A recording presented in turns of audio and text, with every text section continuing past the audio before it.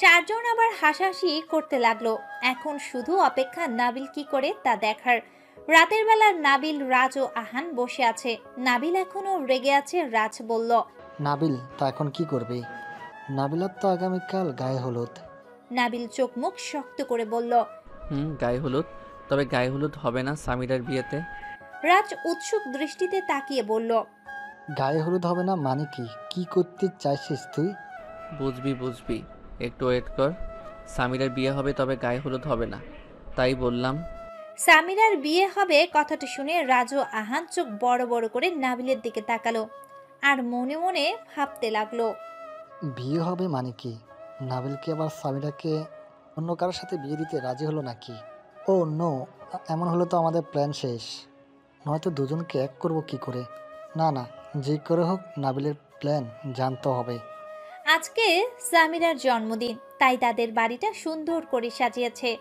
সাজাবেই না বা কেন? একমাত্র মেয়ে বলে কথা। তার উপর কদিন পর অন্যের ঘরে চলে যাবে। তাদের আত্মীয় স্বজনরাও এসেছে। সবাই হইচই করছে, কিন্তু সামিরা এইসবে মন নেই। বিকেলে কেক কাটা হবে, কিন্তু এখন কাজিনদের সাথে গল্প করছে বলতে কাজিনরাই বলছে আর সামিরা শুনছে।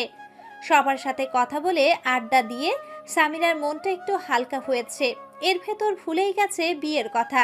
সারাদিন সুন্দর মতো কাটিয়ে দিয়েছে। বিকেলে কাজিন আর বান্ধবীরা এসে সামিরাকে একটা হলুদ গাউন পরিয়েছে, সুন্দর করে সাজিয়েছে। অবশ্যই এই হলুদ গাউনের আইডিয়াটা রূপালীদের, কারণ নাবিল যাতে বুঝতে না পারে এইটা কি জন্মদিন নাকি গায়ে হলুদ। সামিরাদের ঘরে মানুষদের ফিরে সামিরার অস্বস্তি লাগতে শুরু করেছে। অবশ্য লাগারই কথা, যেখানে মন ভালো নেই সেখানে এই কোলাহল, লোকজন, হাসি তামাশা ভালো কি করে লাগবে? সামিরার প্রচুর বিরক্ত লাগছে। সে কখনো নিজের বার্থডে সেলিব্রেশন করেনি, কারণ এইসব তার মোটেও পছন্দ না। সে অন্য সব দিন যেভাবে থাকে ঠিক সেভাবে এই দিনটাও কাটায়, কিন্তু আজকে কেন হঠাৎ তার জন্মদিন পালন করা হচ্ছে তা সে জানে না। আসলে সে ভুলেই গিয়েছে আজ তার জন্মদিন। তার বাবা মার তার জন্মদিন সেলিব্রেট করার জন্য উঠে পড়ে লেগেছে, কিন্তু কেন? এই একটা প্রশ্ন এসেছিল তার মনে। পরে কাজিনদের কথা শুনে বুঝতে পারলো তার তো আর কদিন পর বিয়ে, তাই এইবার ফার্স্ট অ্যান্ড লাস্ট বারের মতো জন্মদিন সেলিব্রেশন করছে। কথাটা শুনে যেন রাগ হলো, তেমনি দুঃখ কষ্ট দুটোই চোখ ভরে এলো। বুক ফেটে কান্না আসতে চাইছে, আর মনে মনে একটা কথাই আওড়াচ্ছিল, আমি কি এতই বড় হয়ে গেছি যে বাবা আমাকে বিয়ের জন্য এমন উঠে পড়ে লেগেছে, একদম তৈরি হয়েই নেমেছে আমাকে বিদায় করতে। যেটা ভাবতেই সামিরার কষ্ট আরো দ্বিগুণ হলো। তবুও কারো সামনে প্রকাশ করলো না। কান্নাটা নিজের ভেতরে ঢোক গিলে ফেললো। রাত 8টা বেজে গেছে, এখন কেক কাটার পালা।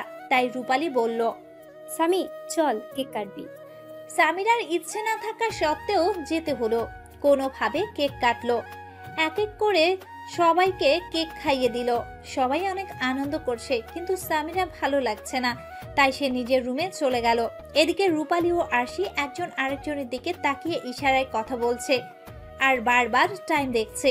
একটু বাদেই সামিরার ঘরে ঢুকলো নাবিল, তার সাথে রয়েছে রাজ ও আহান। তাদের এইভাবে আসতে দেখে সবাই অবাক হলো। সামিরার বাবা এগিয়ে গিয়ে বলল, তোমরা কারা? চিনলাম না তো। নাবিল সামিরার বাবাকে সালাম দিল আর বলল, আঙ্কেল, আমরা সামিরার ফ্রেন্ড। সামিরা আমাদের ইনভাইট করেছিল, তাই এসেছি। সামিরার বাবা আর কিছু না বলে হাসি মুখে বলল, ও আচ্ছা, এসো ভেতরে। তবে তোমরা এত লেট করে এলে কেন? আর একটু আগে আসতে। আসলে আঙ্কেল একটু কাজে বিজি ছিলাম তাই। ও আঙ্কেল, আমরা কি সামিরার সাথে দেখা করতে পারি? হ্যাঁ হ্যাঁ, অবশ্যই। বলেই সামিরার বাবা চলে গেল। আর নাবিল আস্তে করে রাজ ও আহানকে বলল, তোদেরকে কি বলেছি মনে আছে তো? রাজ ও আহান, হ্যাঁ মনে আছে। ওকে, তুই এখানে দাঁড়া, আমরা সামিরার কাছে যাচ্ছি। যখনই সামিরা এখানে আসবে তুই বাইরে চলে যাস। ওকে, তোরা যা। নাবিল একপাশে দাঁড়িয়ে আছে আর রাজ ও আহান সামিরার রুমের দিকে যাওয়ার সময় আরশিকে চোখ টিপ দিল। আরশি রূপালী মুখ টিপে হাসতে লাগলো। রাজ আহান সামিরার রুমে যায়। সামিরাকে বলল। Happy birthday Samira. রাজ আহানকে দেখে সামিরার অবাক হয়ে যায়, আবার নিজেকে সামলে হাসি মুখে বলে, থ্যাংক ইউ ভাইয়া, কিন্তু আপনারা কি করে জানলেন আজ আমার বার্থডে? আর আমি তো আপনাদের। রাজ বলল, বুঝেছি, আমরা তো জানবই, তাই না? রূপালী আর আসছি বলেছে, আর তুমি ইনভাইট করনি তো কি হয়েছে?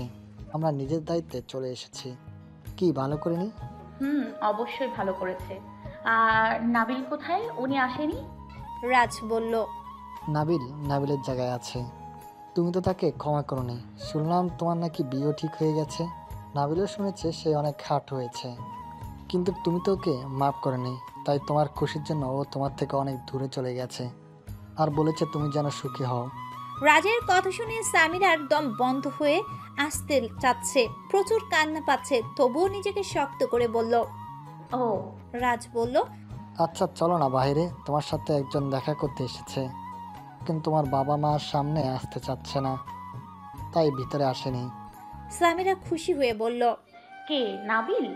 আহান একটু নিঃশ্বাস ফেলে বলল, না জানি, সে লজ্জায় ভেতরে আসতে চাচ্ছে না। অনেক করে বলেছে তুমি একটু বাইরে যেতে, যাবে কি?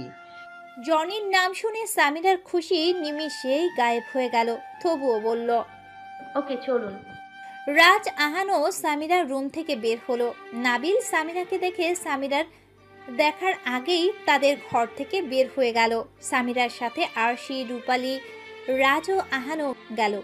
সামিরা গেটের বাহিরে গিয়ে দাঁড়াতেই পেছন থেকে কেউ একজন ক্লোরোফর্মওয়ালা রুমাল চেপে ধরে। মিনিটের মধ্যেই সামিরা সেন্সলেস হয়ে যায়। তাকে গাড়িতে বসিয়ে দেয়। পাশে নাবিল বসে, রাজ ও আহানও বসে। চলে যায় তারা কোথাও। রূপালী ও আরশি গেল না, কারণ নাবিল তাদের সন্দেহ করতে পারে, তাই তারা যথাসময়ে নাবিলের থেকে আড়াল থেকেছে। সামিরাকে একটা খাটের উপর শুয়ে দেয় নাবিল। তারপর এই কদিনের তৃষ্ণা মেটানোর জন্য অপলক সামিরার দিকে তাকিয়ে থাকে। বেশ ভেতর ঘন্টাখানেক চলে যায়। তারপর সামিরাকে রেখেই নাবিল চলে যায় বাহিরে, গিয়ে বাকি কাজ করে নেয়। নাবিল রাজকে বলল, আচ্ছা রূপালী আর আশি কোথায়? ওদেরকে তো দেখলাম না সামিরার বাসায়। আহান বলল, কি বলিস? আমরা তো দেখেছি ওরা ওইখানে কিছু মেয়ের সাথে কথা বলছিল, কিন্তু কেন বলতো? এইখানে ওদের দরকার আছে, তাই যেভাবেই হোক ওদেরকে এইখানে নিয়ে আয়, কিন্তু ভুলেও আমাদের প্ল্যানের কথা বলবি না। আমি একটু আসছি বাহির থেকে। বলেই চলে গেল নাবিল। এদিকে নাবিল চলে যেতেই ঘরে ঢুকলো আরশি ও রূপালী। চারজন একসাথে হেসে দিল। আরশি বলল, যেখানে এই প্ল্যানের মূল মাস্টার মাইন্ড আমরা, সেখানে কিনা উনি বলছেন আমাদেরকে না বলতে। বলেই চারজন আবার হেসে দিল। কিছুক্ষণ পর নাবিল ফিরে এলো। এসেই সামিরার কাছে গেল। দেখে সামিরা এখনো জ্ঞান ফিরেনি। তখনও ভাবলো এভাবে আরো কিছুক্ষণ থাক। পরে আবার মনে পড়লো রূপালীর বলা কথা, সামিরার বিয়েতে রাজি ও খুশিও। মুহূর্তে নাবিলের চোয়াল শক্ত হয়ে এলো। রাগে যেন মাথা ফেটে যাওয়ার উপক্রম। এদিক ওদিক তাকিয়ে পানি নিয়ে ছুঁড়ে মারলো সামিরার মুখে। এতে সামিরা ধরফড়িয়ে উঠল। সামনে দাঁড়ানো নাবিলকে দেখে হকচকিয়ে গেল। এদিক ওদিক তাকিয়ে বোঝার চেষ্টা করছে আসলে সে কোথায়, কিন্তু জায়গাটা চিনতে পারল না। সামিরার কোনো কিছু তোয়াক্কা না করে নাবিল সামিরার হাত ধরে টানতে টানতে নিয়ে যেতে লাগলো বাহিরে। বাহিরে গিয়ে সামিরা অবাক। আরশি, রূপালী, রাজ, আহান একজন হুজুর বসে আছে। রাজকে আর আহানকে দেখেই সামিরার মনে পড়ল সে তো ওদের সাথে বাহিরে বের হচ্ছিল জনির সাথে দেখা করতে, কিন্তু তারপরে কিছু মনে নেই। সামিরা অবাক হয়ে বলল, আমি এখানে কিভাবে? আর আমার তো বাড়িতে থাকার কথা। আর রাজ ভাইয়া, আপনারা তো বলেছিলেন জনির সাথে দেখা করার কথা, তাহলে আমি এখানে কেন? আর রূপালী, আরশি তোরাও এইখানে কেন? কি হচ্ছে এসব?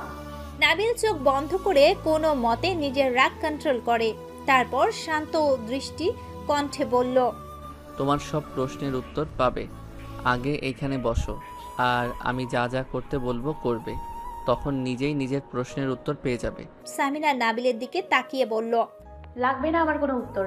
আমি এখন বাসায় যাব, আমাকে দিয়ে আসুন। বাসায় নিশ্চয় আমাকে খুঁজছে।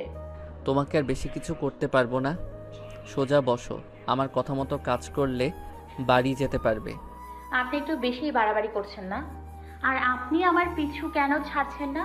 আমি তো বলেইছি আপনার সাথে আমার সম্পর্ক শেষ, তবুও।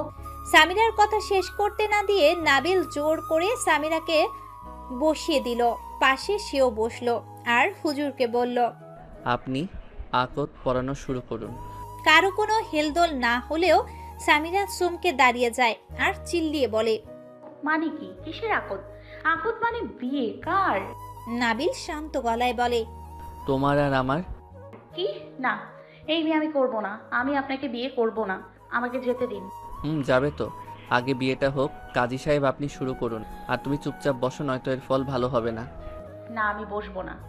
ওকে, তুমি যেহেতু বিয়ে করবে না, তবে আর কি করার। এই যে দেখছো তোমার প্রাণপ্রিয় বান্ধবী, তাদের সাথে খারাপ কিছু হয়ে যেতে পারে। মানে কি? আপনি এটা করতে পারেন না। ছেড়ে দিন ওদের। দিব তো, আগে বিয়েটা হোক তারপর। এভাবে অনেকক্ষণ কথা কাটাকাটি হলো, কিন্তু সামিরা কোনোভাবেই রাজি না। আরশি ও রূপালী নিজেদের করুণ ফেস করে সামিরাকে ইমোশনাল ব্ল্যাকমেল করে তাতে সামিরা রাজি হয়ে যায় আর বিয়েটাও। নাবিল সামিরার বিয়ে সম্পূর্ণ হয়ে যাওয়ার পর কাজীকে বিদায় করে দেওয়া হয়। সামিরা কবুল বলার পর যে চুপ করেছে, এখনো চুপ করে বসে আছে। রাজ, আহান, রূপালী ও আরশি একসাথে চিল্লিয়ে বলল, হুররে, প্ল্যান সাকসেসফুল। বলেই চারজন একসাথে হাই ফাইভ করলো। তা দেখে নাবিল সামিরা তাদের দিকে অবাক হয়ে তাকালো। নাবিল ভ্রুকুচকে বলে, প্ল্যান সাকসেসফুল মানে? কোন প্ল্যানের কথা বলছিস? সামিরা নাবিলের দিকে তাকিয়ে রেগে বলে, কেন? কোন প্ল্যানের কথা বলছে বুঝতে পারছেন না? প্ল্যানে তো আপনিও মনে হয় সামিল ছিলেন। তাহলে নাটক করছেন কেন? নাবিল অবাক হয়ে বলে, কি বলছো? সত্যি বলছি, আমি কিছুই জানি না। কিসের প্ল্যান? ও রিয়েলি?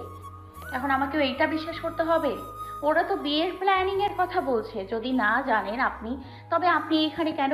রাজ ভাই আর আহান ভাইয়াই তো আমাকে বাসা থেকে বের করেছে মিথ্যে বলে, তাই না? তাহলে এখনো কেন নাটক করছেন? হ্যাঁ, বিশ্বাস করো, আমার প্ল্যান শুধু তোমাকে বাসা থেকে বের করে এখানে আনা পর্যন্ত।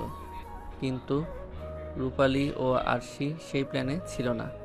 কিন্তু ওরা চারজন এখন কোন প্ল্যানের কথা বলছে আমি জানি না। বিশ্বাস করো।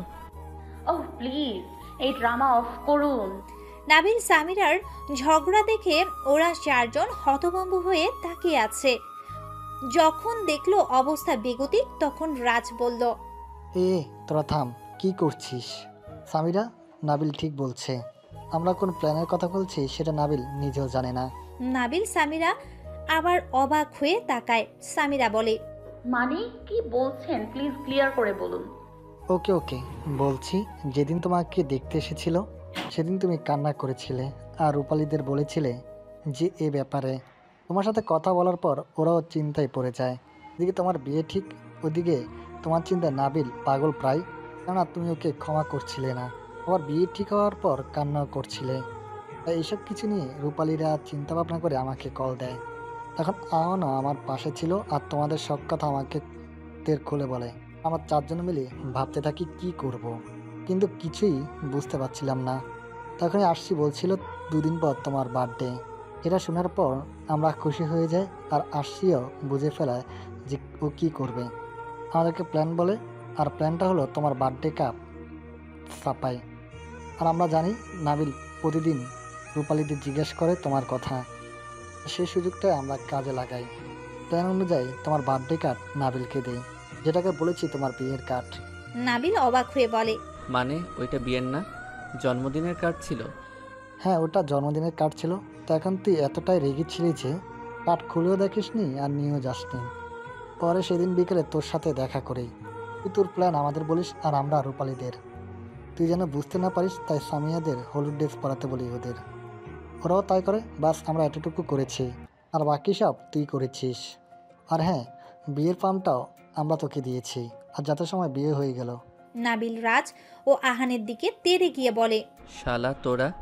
বলেই নাবিল ওদের জড়িয়ে ধরলো আর বলল, তোরাই আমার প্রকৃত বন্ধু। এত কিছু করলি, তাও আমার জন্য থ্যাংক ইউ দোস্ত।